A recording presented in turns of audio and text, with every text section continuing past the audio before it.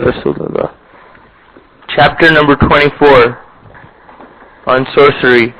Bismillah, innal hamdalillah nahmaduhu wa nasta'inuhu wa nastaghfiruh wa na'udhu billahi min shururi anfusina wa min sayyiati a'malina man yahdihillahu fala mudilla lahu wa man yudlilhu fala hadiya lahu wa ashhadu an la ilaha illa Allah wahdahu la sharika lahu wa ashhadu anna Muhammadan 'abduhu wa rasuluh. Amma ba'd. Today we have reached chapter 24 concerning sorcery, concerning magic. Now magic is real. Sorcery is real. It is of the beliefs of the Ahlul Sunnah wal Jama'ah that sorcery, that magic exists and is real.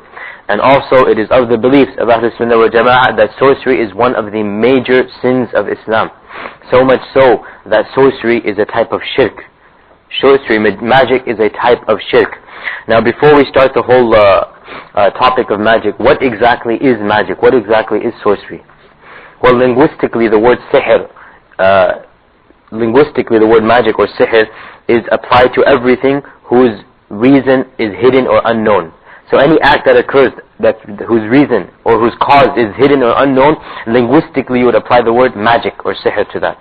Okay, now obviously from from an Islamic perspective, then sorcery is more than just any act. It is actually an act of magic, an occult act, an act of sorcery, that basically a person...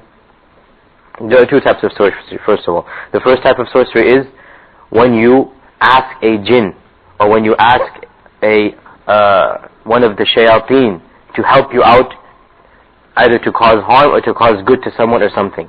Okay, and this is shirk. This is shirk. The second type of magic involves giving certain types of potions, certain types of substances that alter a person's body. Okay, now this type of magic, quote-unquote magic, is not really supernatural, the second type, because you are basically giving some type of drugs or certain type of medicines to the person that causes him to change his frame of mind. It's not really magic in the sense that it's not supernatural, but at the same time the scholars of Islam have labeled it under sihr. Okay, now the first type is shirk, the second type is what? It's a major sin, it's haram, because you're causing harm to someone, but it's not shirk. Why is the first type shirk? Because you're asking shayateen to do something for you. But why do we call it shirk though? That's the point. If you ask another human being to do something, suppose you asked another human being to go rob a bank for you. That's not shirk, that's a major sin, but that's not shirk. Why would, when we ask a jinn, do we say that that's shirk? That's supernatural. There's something number for us to see. No, it's not really supernatural, because what the jinn is doing is something within his own power. The jinn can never do something above his power. The reason that we call it shirk is because of another fact which you have to understand. The jinn's not going to do something for you free of charge. Okay? The jinn's not going to do something for you for no reason. Now you're not going to pay him money. I mean, what's he going to do with money? You're not going to give him some worldly material benefit. What the jinn wants from you is that you worship it. Okay? What the jinn wants from you is that you show it some type of love, some type of fear, some type of sacrifice, some type of offering, that you exalt it. Okay? So when you do this, then the jinn in return for your acts or your deeds will do this act for you. So this is why magic is shirk. Because when a person gets involved in magic, then he must start worshipping that jinn, he must start offering sacrifice to that jinn, he must start fearing and loving that jinn, basically make that jinn his god. So this is why magic is shirk. Not because you're asking the jinn to do something, but because when you ask it to do something, it will ask you to do something, and that is shirk. Now in these next few chapters we're going to talk about the ruling concerning magic and the different types of magic and the dangers and the sin of magic. Yes, the first verse. Allah the Most Exalted said, and indeed they knew that the buyers of it would have no share in the hereafter. Can you get me some water? Okay, this verse is referring to the verse of Sulaiman. Okay, where Allah subhanahu wa ta'ala says that the Jews, they accused Sulaiman of... What did they accuse Sulaiman of? Being a magician. They accused Sulaiman of basically disbelief, a type of magic. Okay, they accused him of a type of magic of disbelief. So Allah subhanahu wa ta'ala says that وَمَا كَفَرَ سُلَيْمَانُ وَلَكِنَّ الشَّيَاطِينَ كَفَرُوا. Sulaiman did not commit kufr, but the shayateen, the shaitans, they committed kufr. What did they do? يُعَلِّمُونَ النَّاسِ السِّحْرِ. These shayateen, they used to teach mankind magic. Okay, they used to teach mankind magic. And then Allah subhanahu wa ta'ala describes so in these same verses how magic was firstly revealed. How did mankind first come across the concept of magic? Okay, and He states that 2 angels came down. 2 angels, Allah subhanahu wa ta'ala sent them to teach mankind magic for the first time. But these angels were not sent to teach them magic for good. They were sent to teach them magic for a test. That the angels told them, don't learn this from us because this is a test that will cause you to commit kufr. Okay, so Allah, as a means of testing them, He sent these 2 angels down. And Allah describes them, وَلَقَدْ عَلِمُوا, and they taught, or they told those that were going to study from them, لَمَنِ اشْتَرَاهُ مَا لَهُ فِي الْآخِرَةِ مِنْ خَلَقٍ. If you were to learn this from us, if you were to learn this magic from us, you would have no share of the hereafter.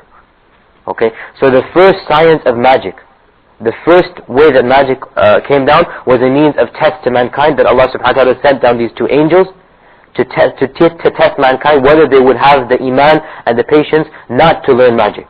But instead, every time men came to them, the angels would tell them, don't learn this from us. If you learn this from us, then you will have no say of the hereafter. You will have no share of the hereafter. What does this mean that they're going to have no share of the hereafter? This means that magic is a grave sin that is equivalent to shirk.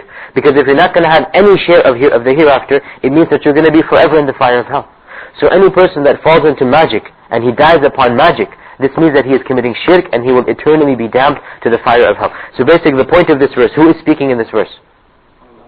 Obviously Allah is speaking in the Quran, but who is Allah speaking, who is Allah quoting in this verse? They taught the angels, they taught mankind. وَلَقَدْ عَلِمُوا, the angels are the ones that taught mankind. لَمَنِ اشْتَرَاهُ, whoever bought or whoever purchased this magic from them, مَا لَهُ فِي الْآخِرَةِ مِنْ خَلَاقٍ, he would not have, Jazakallah khair, who would not have in the hereafter any say or any share in the hereafter. Okay, so the point of this verse is to show that he who learns magic, he who studies magic, will have no share of the hereafter. Likewise, in the same verse, Allah says that the angel said, إِنَّمَا نَحْنُ فِتْنَةٌ فَلَا تَكْفُرْ. The angels are saying in the same verse, Surah Baqarah verse 102, we are a fitna, we are a trial, we are a test, فَلَا تَكْفُرْ, don't commit kufr. So what are they calling magic? They are calling magic kufr. Because the angels are telling them, we are a test, don't learn from us, don't come to us. Allah has sent us down as a test. فَلَا تَكْفُرْ, don't commit kufr. So to learn magic, and this is one of those sciences that it is haram. It is absolutely haram even to study. Forget about practicing. You cannot even open a book of magic. You cannot even read about magic. You should not read about the black sciences of magic. Okay? So the angels are telling mankind, we are a fitna, we are a test or a trial, don't commit kufr. And in this verse that is in the chapter, that they taught mankind, whoever was going to study with them, they taught him that if you learn from us, if you study this science with us, you will have no say of the hereafter. Unfortunately, mankind, due to their desires, they fell into this science, they started studying it from these angels, and from that time until ours, magic is an occult science which is secretly taught by magicians to their apprentices, and it is passed on as a secret generation. And everyone knows that black magic is still very much alive, very much existent. Obviously it has many different forms. You have voodoo, you have different philosophies of black magic, but the essence is the same, is that you have a pact or you have a relationship with a shaitan, in that you do something to him and he will do something for you. Okay?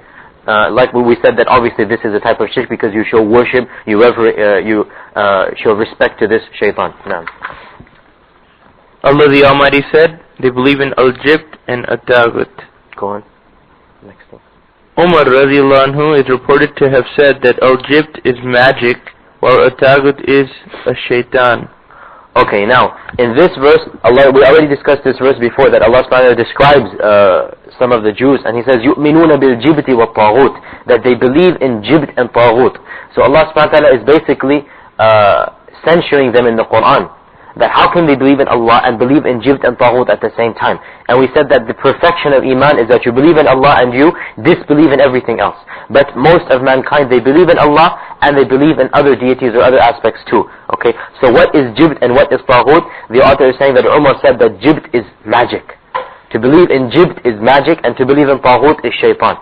Now, obviously Umar is interpreting the word by one of its meanings, and we said Taghut linguistically means what?